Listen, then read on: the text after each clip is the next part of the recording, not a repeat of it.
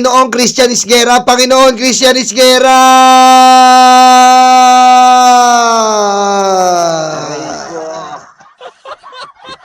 Sige, sige, Isguera. Sige, sige, sige, Christian Isguera. Sige, sige, Christian Isguera. Sige, sige. Welcome back sa Nyoro Rangerus. Next na yung Nyoro channel. Masaya kami at nakabalik ka na. Maraming salamat. Maraming salamat, parang Eduardo, sa iyong pagpapasalamat at pagbibigay ng regalo. Ha. Aray ko. Okay, pasok lang po ha, mga Christian Isguera Defender. Pasok lang kayo, ha? Huwag kayo mag-subscribe, ha?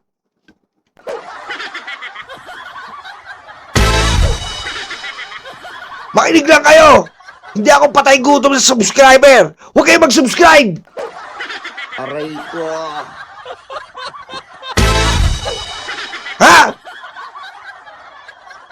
Oh, sabihin ginagatasan. Bastos to eh. Oh.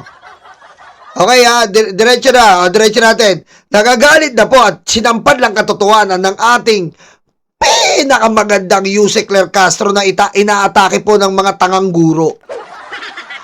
Mamaya tatalakayin natin yun. Yung mga guro, akala namin, teach them well and let me lead the way. At ganun yung mga guro. Teacher kayo, mahina kayong umintindi sa sinabi ni Yuse Claire? Ha? Teacher kayo niya na, tatanga-tanga yung ibang teacher natin, inatake nyo si Yuse Claire? Akala ko pa sa teacher. I believe the teacher in the future. Teach them well and let them lead the way. Show them all the beauty the brings inside. Give them a serve of pride and make it easier. Aray ko. Diba? Mami Chris Rose, Kulims. Oh. Kala ko yung mga teacher mabilis umintindi. Inatake si Yuse Claire. Napaka bobo naman ng ibang teacher. Sorry mga ibang teacher ha. Re-respeto namin kayo. Pero kung ganyan yung comprehension natin, abay para kayong DDS ha. Mamaya tatalakayin natin yan. Okay? Diretso muna natin to. Eto na ang atake ni Yuse Claire. Patay ka na. Trending na trending po to. Ha? Trending na trending. Nilampaso.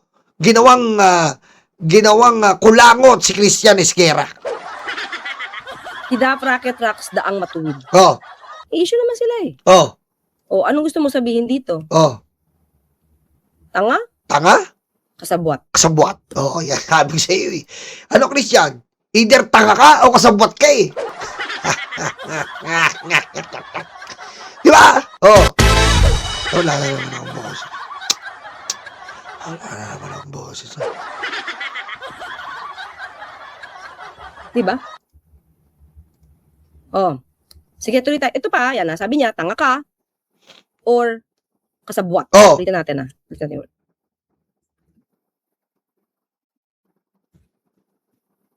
See? Diba? Paano to? Sige nga. Punta nga natin to. Punta natin to ha. We're talking of insertions ha. Banata mo, Senator. Senator, banata mo. At future... Ang problema, lumalabas ngayon, yung mga insertions na yan are mostly tainted with graft and corruption. Oh. Yun yung nagiging problema. Oh. Kumbaga, na-demonize na Oh. yung power ng House to amend and insert dun sa NEP. Oh. So in other words, di ba pwede? Kaya lang na-demonize na siya. Tama. Pero, sige tuloy tayo. Ha? Oh. Oh. Kaya, in principle, tama naman yung sinabi ni Senate President Soto. By itself, hindi naman siya masama. See? By itself, hindi siya masama. Mm. So, kapag nalusutan ng insertions, tanga na? Tama. Tama.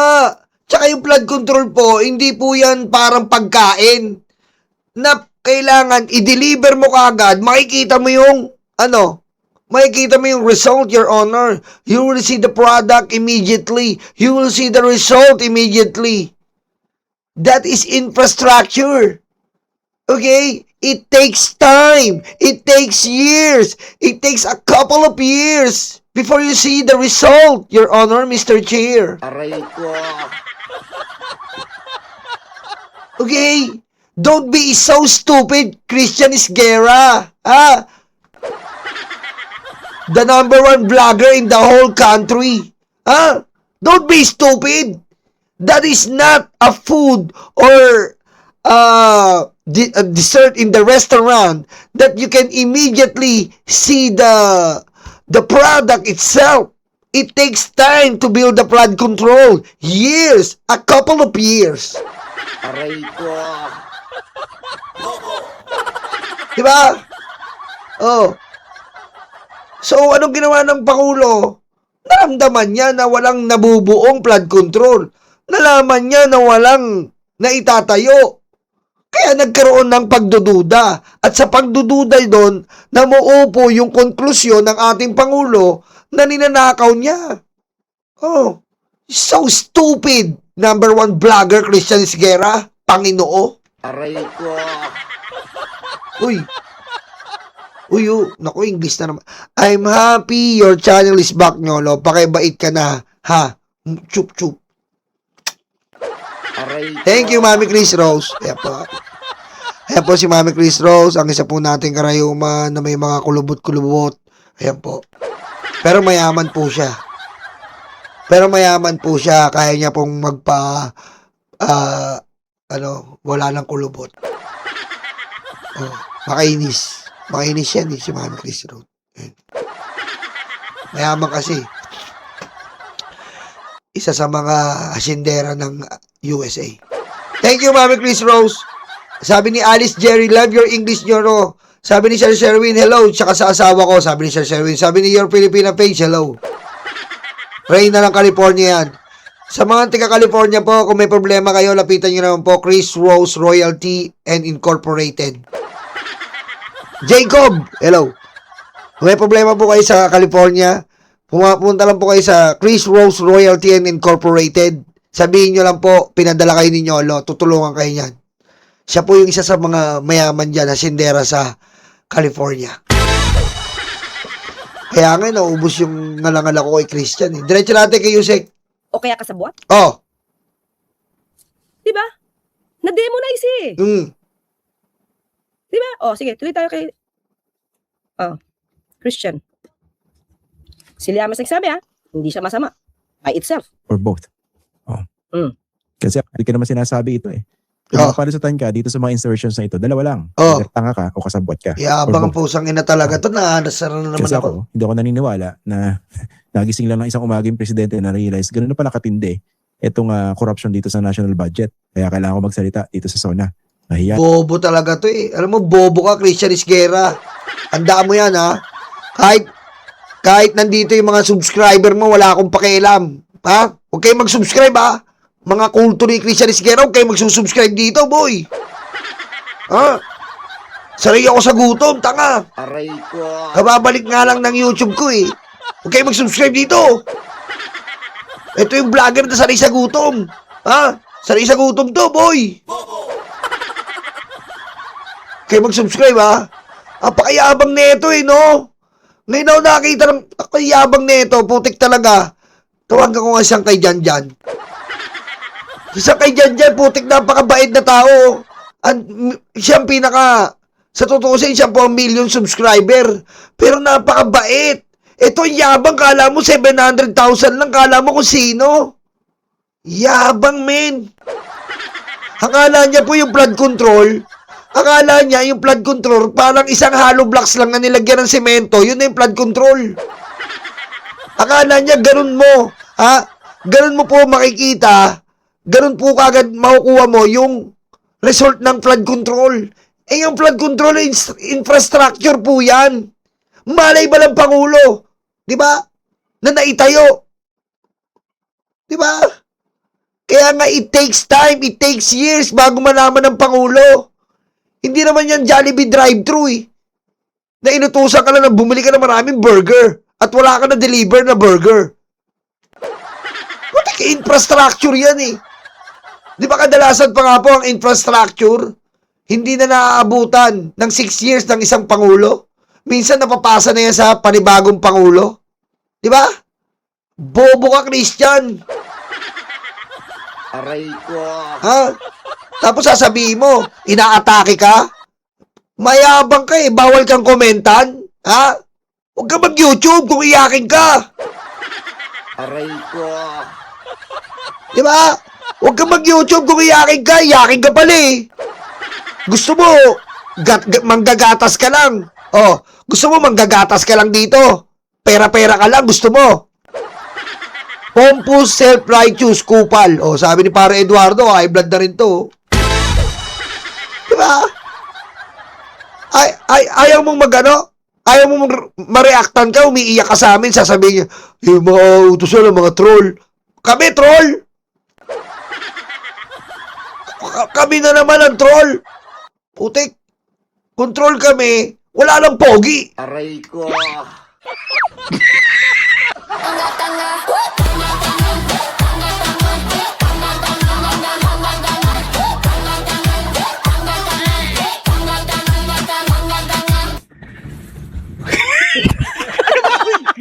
Janet, Ma'am Diana Bernard, shout out, XD. Shout out, Armand. Uy, ayun, lumilipad. Ano ba yung mga lumilipad nyo dyan?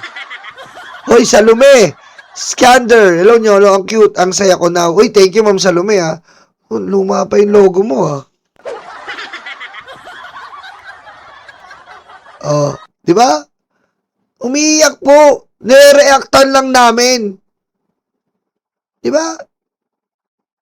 Nire-reactan lang namin. Bawal ka na reactan. Feeling mo, ano ka eh. Huwag kang ganyan, Brad. Ha? Pre, huwag kang ganyan. Mayabang ka masyado. Kala mo kung sino ka na. Kala mo kung sino ka na. Putik. Sabihin mo na ikaw na pinakamagaling dito, pero hindi mo may enjoy yan. Kita mo kami. Kami ang kami mga vlogger ni Mike Cervera o grupo namin na Bengador. Hindi man kami kagalingan, pero hindi kami kagalingan, inaamin namin. Pero puno kami ng kagapuhan. Aray ko.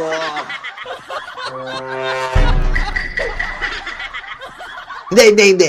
Hindi man kami kagalingan, pero sa taong bayan, sinisigurado namin na dinideliver namin ang tama sa aming kakayahan. Pero ikaw ang yabang mo, self-proclaim ka eh.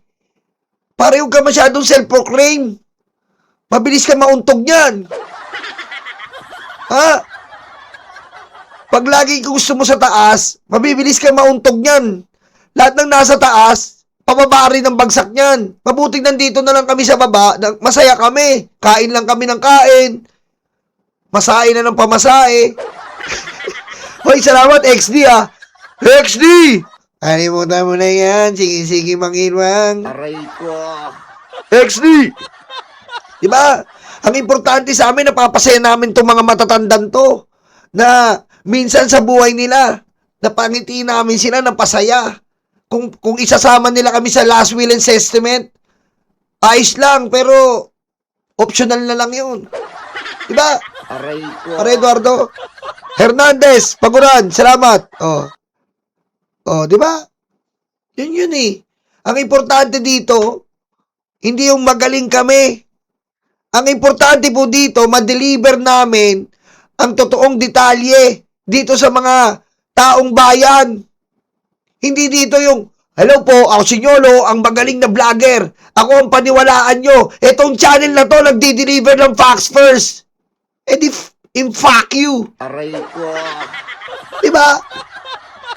Kung siya ang nagdi-deliver ng facts, eh di, fuck you. Tama. Itong impacto, malakas ang impacto. Kasi nga, fuck you. Diba? May impact ka eh. Ikaw ang may impact. In English, fuck you. Aray ko. Ganun ang gusto niyang iparating eh. Siya ang pinakamagaling. Pag nagsalita siya, siya ang talagang mag-aangat sa ekonomiya. Hindi ganon, Brad. Hindi ganon, pre. Hindi ganon dito sa YouTube. Sa YouTube, Kailangan ipakita mo lang ng tama. I-deliver mo ng tama. At sa sinasabi mo mong kinakampihan, wala kaming kinakampihan dito. Hindi namin kinakampihan si BBM. Sadyang magaling ang presidente na yan. Ha? Sadyang magaling ang presidente na yan. Marcos yan eh. Kung hindi ba gagaling, mababasa ba ni Digong na makukulong siya? Hindi niya nga nabasa eh. Doon pa lang eh. Paano niyo maiisip na maitapon si Digong? Sige nga. Oh. Sige nga. Oh. Yung pinal ni Sentry na 2017 sa ICC. Paano magpa-prosper yon? Sige nga. Hindi magpa-prosper yon pag walang galing ni BBM. Yun ang iisipin mo, di ba? XD! Salamat! Di ba? Yun eh. Kung hindi magaling ang Pangulong to, walang mangyayari sa mga... Kung hindi magaling to, nandito pa rin yung Pogo. Sige nga. Facts first ka, hindi mo ma-deliver yung facts. Dapat pag facts first, ma-deliver mo yung facts. Hindi mo masabi yung facts ni BBM eh. Hindi sa kinakampihan namin tong Pangulong to. Ang daming facts sa tao na si BBM na hindi mo masabi, tapos sasabihan mo, tanga. Mas tanga yung nagbubulag-bulagan. Ha, Christian Isguera? Aray ko. Ha? Diba? Huwag nyo masyadong iangat yung pagkadilaw nyo. Nagigigil. Diretso. Ano naman kayo? See? Kaya tuloy mo lang. Ano yun? Ganun lang yun. Again, dalawang bagay lang yan. Incompetence or complicity. Ayan. Siyempre, itong binabanggit natin, hindi mo ito marirealize sa mga DDS fanatics. Okay. Kasi hindi naman kami DDS, marirealize namin. So, ayan na mga kaklit. Mismong si Llamas nagsabi na hindi masama per se, by itself, ang insertion. Okay? Paano ito nagiging masama? Nagiging masama siya kung na-release ang budget, tapos, yung taong pinagkatiwalaan mo, Yes. na supposed to be gagawa ng proyekto, ginawa pa lang, ghost projects. Diba? Okay. Ang infrastructure, mga kalid, hindi ito parang face mask na makikita mo agad kung merong Oh. pagnanakaw. Tama. Price. Kasi nandiyan agad yung produkto. Oh. Diba? Hindi yan parang Jollibee drive-thru. O order ka ng cheeseburger at Chicken Joy. Umorder ka nga, eto ang budget para sa Chicken Joy at Jollibee burger. Andiyan ka agad yun. May kita mo. Ang dali. Pagkain. Bigyan ng pagkain lahat yan. Nasunugan. Salantalang bagyo. Andiyan ka agad yun. Pero, yung blood control, hindi mo makikita kagad yan. Ito ang budget ng blood control. Ilang bilyon? Makikita mo kagad yun. Nandun na kagad yung hollow blocks. Wala pa. Diba? Hindi mo makikita kagad. Kaya pinag-aralan muna ng presidente. Ano muna inuna niya? Inuna muna niyang gibain niyang pogo. Diba? Kung makikita niyo po ang bawat zona ni BBM, makikita niyo. Inuna niyang gibain yung pogo. Tapos dumako na tayo sa flood control. Yun eh. Facts first ka, hindi mo masabi yung facts.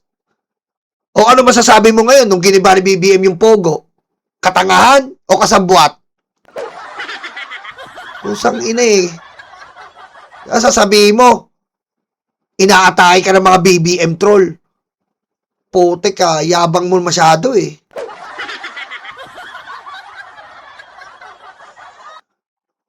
Ang infrastruktura, it will take time. Ulitin natin ha, gusto ko lang ma-realize natin to. 2022, hindi yan budget ng Pangulo. Budget pa yan ni dating Pangulong Duterte. Okay? Oh, tama. Isa Sunod pa na yun. Sa 2023. Okay. So may proyekto. Panahon niya na eh. Nandiyan si Manny Bonoan. Oh. Ito, project. Akuzar, housing. Ito, ipinangako eh. Kaya. So, ano gawin ng Pangulo? Let's go! Diba? Naniwala si BBM, lalo na dyan kay Bunuan, kurakot pala. Oh, anong ginawa ni BBM? Anong ginawa ni BBM, mga kababayan? Kinulong. Eh, kung si Duterte yan, anong sabi ni Panelo? Kapag inalis ka, ibig sabihin nun, putang ina, automatic, pinaiya ka na ni Duterte. Hindi ganon. Si BBM, nalaman niya si Bunuan, kinulong niya. Eh, si Duterte, sino kinulong niya? Yeah. Sino po kinulong ni Duterte? Nung nag-expose, wala siyang kinulong. Ha? Kinulong niya ba si Jokno? Hindi. DBM niya? Kinulong niya ba si Michael Yang? Hindi. Kinulong niya ba si Duque? Hindi. Walang kinulong. O si BBM, di ba kayo natutuwa? Nung nalaman yung flood control, nasa kulungan na si Bunuan. Ang tanging kinulong ni Duterte, si De Lima. Planted evidence pa. Oh, ba't di mo pagtanggol yun? Aray ko. Oh, kinulong ni BBM, ay, pinalaya ni BBM si De Lima. O ba't di mo masabi yung facts first? Aray ko. Oo. Tanga si BBM no, pinalaya si De Limang Dilaw. Either tanga o kasabwat.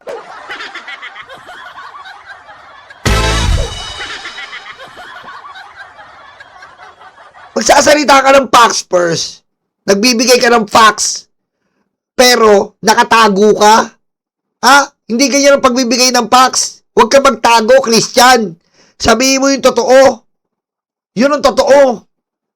Yun ang facts.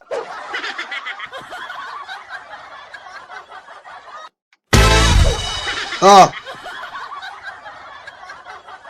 Putik babalata mo yung tao. Dati palakpak kayo. Woo! Arbitral ruling! Hindi yuyukot sa China!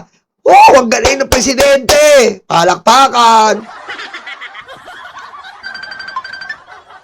Nakulong si Digong! Nakulong si Digong sa daig! Oh! EJK! May hustisya na! Palakpakan ng mga dilaw! Oh! Tapos, eto na, sandali. Eto na, flood control na. Oh, sandali lang.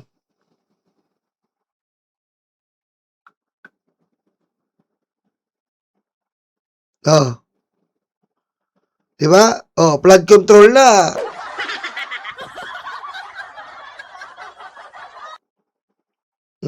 Diba? Flood control na. Ano pa? Oh. Tapos, thank you, GB. Pinagmamayabang siya, journalist siya. Ito pala nangyari dyan eh. Masingit ko lang po mga kababayan ha. Ito yung journalist. This journalist, ayan na, sabi ng rioters, was fired from the largest broadcaster in the Philippines. Then he took his show to YouTube. I see social media as a universe expanding, says Christian Esquera. It's polluted by so many shenanigans, so why not pour more journalists there? Yabang! Tingnan mo, ang isip niya po, siya yung tigipagligtas. Hesus Kristo pala to eh. Aray ko.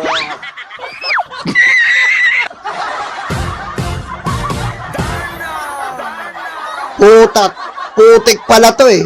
Hesus Kristo pala to. So why not put more journalists there? Wow!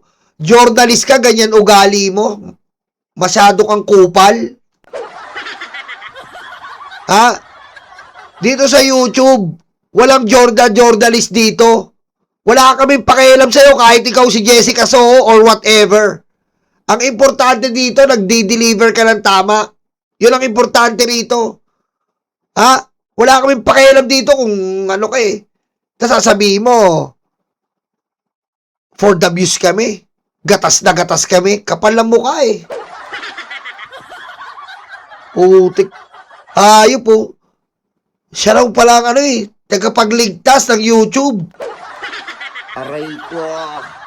Masyado na daw polluted. Polluted daw to.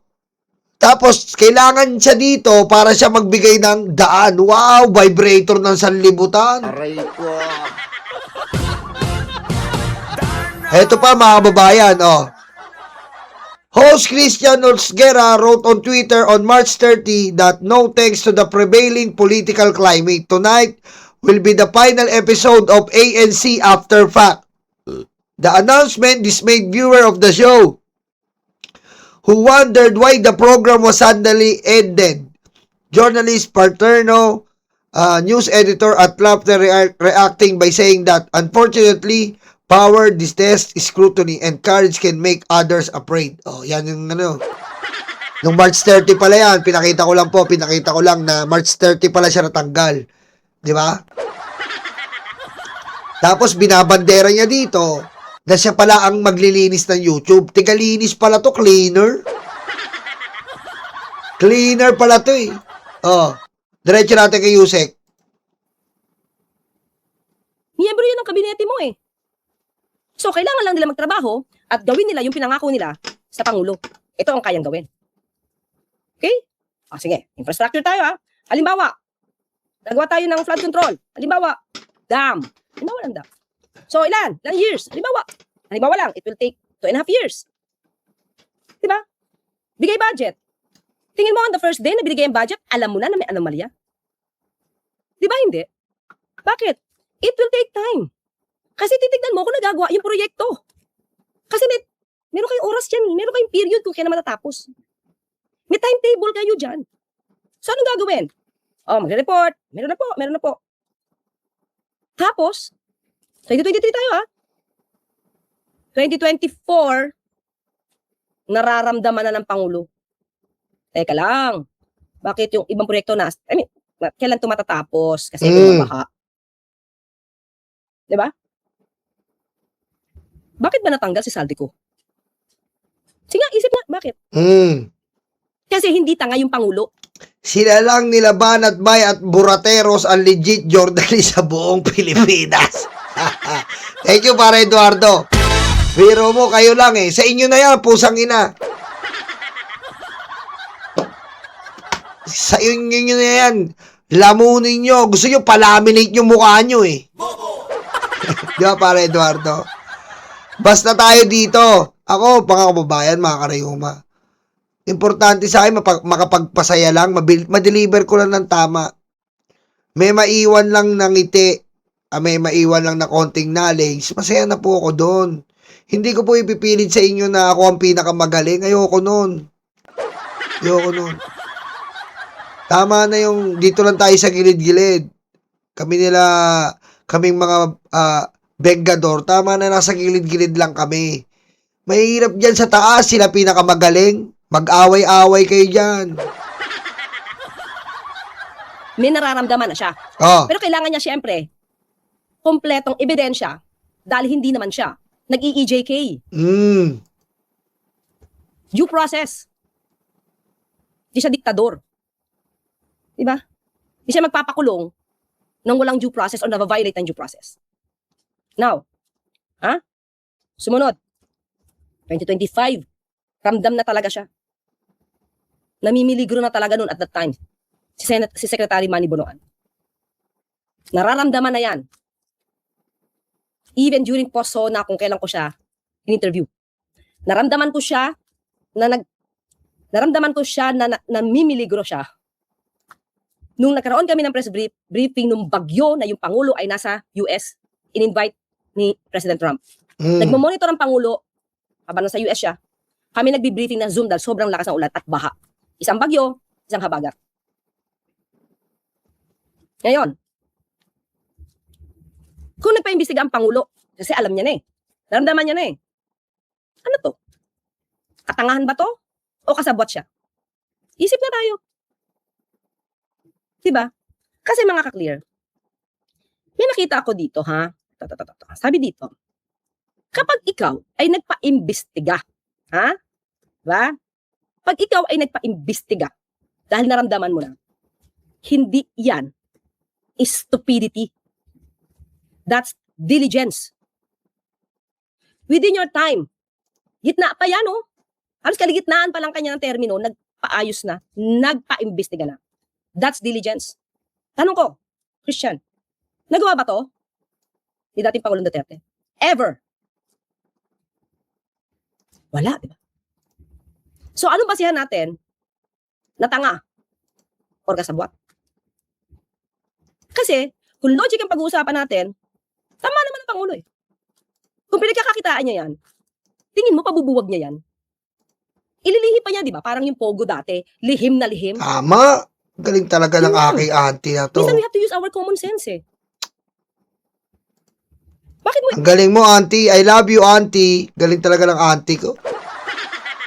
Galing mo magpaliwanag, auntie. Manang-mana ka na talaga sa akin, auntie. Yan ang gusto ko sa'yo, auntie. I love you, auntie. Galing ka Talagang may pinagmanahan talaga ako eh, mga kababayan. Magaling to. Kaya may pinagmanahan talaga ako eh. Galing. ibubunyag? Shoutout, nandiyan ba yung pare? Tol, mamaya usap tayo, Ballpoint. Pag-uusapan po kami ni Ballpoint. Puting ina eh. Didimanda na ito lahat ng ano eh. Didimanda daw po ni Ballpoint lahat ng ano. Lahat ng... si Ballpoint po, sumasama ako kasi sikat na sikat sa Facebook ngayon yan, si Ballpoint. Trending po. Basta katabi ka ni Ballpoint, trending ka eh. Shoutout tol ha. Mag-subscribe kayo dyan kay Ballpoint, ang ating kaibigan. Congratulations. 350,000. Wow! Subscriber. Congratulations tol. Yung parte ng pinagkakakitaan mo. Oh. Di ba? Oh. Anong ginawa ng Pangulo? Pagkatapos na mahiya naman kayo, mga kapit. Nagpabaya ba siya? Di. Ba? 2025 yan. Anong sabi ng DBM? Hindi magre-release ng pondo kapag kulang ng requirements. Ngayon, tanong natin. Tanong nyo si Congressman Erice. Oh. May sinasabi siyang proyekto. Diba? Ano sabi niya? Itataas yung riles? Bahala na yung nasa baba. Kung ulanin, kung bahain, at yung mga bahay sa paligid, kung babahain. Hindi sa akin galing yan, kay Congressman Erice yan. Ang balak niya is itaas ang riles. Oh, sige mga ka-clear. Hanapin niyo yung feasibility studies niya. Oh. Patungkol dyan. Oh. Kasi hindi magbibigay ng pondo Oh. kung wala kang feasibility studies. Oh. Kung wala kang proof na maganda, na magtatayo ka na maayos na proyekto. Bakit? Kasi nga, nalaman niya na yung pondo nagagamit sa anumalya. Is that katangahan? O kasabwat? Diba? Kaya nga siya for later release, mga ka-clear. Kita mo? O ano ka ngayon, Christian? Kaya mo ba? Huwag ka magsumbong sa mga kadilaw mo. Ha? Ano, mag-aaway na ba tayo? Sabihin nyo lang. Ha? Sabihin nyo, magsumbong kayo sa kadilaw mo. Aray ko.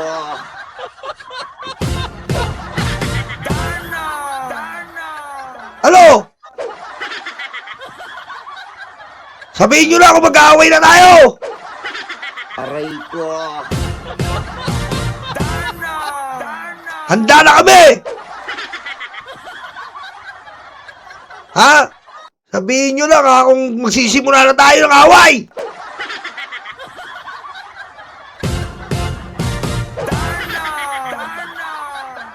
Iwalay na natin ang mga kulay. Kaya sabi ng Pangulo, walang kulay eh. DDS lang ang kalaban eh. Ha? Sabi ng Pangulo ha, walang kulay, DDS lang ang kalaban. Oh. Pero talagang gusto yung kumalaban eh. Di ba? Wala namang problema sa amin eh. Sentry. Sentry. Sentry ha. Sorry ha. Kung wala lang si Sentry, totodo namin to. Nandiyan lang si Sentry talaga eh. Si Sentry lang talaga nagdudugtong eh. Kung wala si Sentry, tapos to eh. Aaraw-arawin to eh. Aaraw-arawin namin to. Kung wala lang si Sentry, nako, aaraw-arawin talaga to eh. Araw-arawin to. Araw-arawin namin to. Kaso, nandiyan si Sentry. Nakakahiya naman. Banat kami ng banat sa dilaw. Sasabihin, dilaw din si Sentry. Pasalamat ka, may Sentry. Ba? Yan po mga kababayan, nang expose ng ating Yusek Clear na pinakamagaling at pinakamaganda. Suportahan po natin yan sa pagtakbo niya. Hulaan nyo kung saan, okay?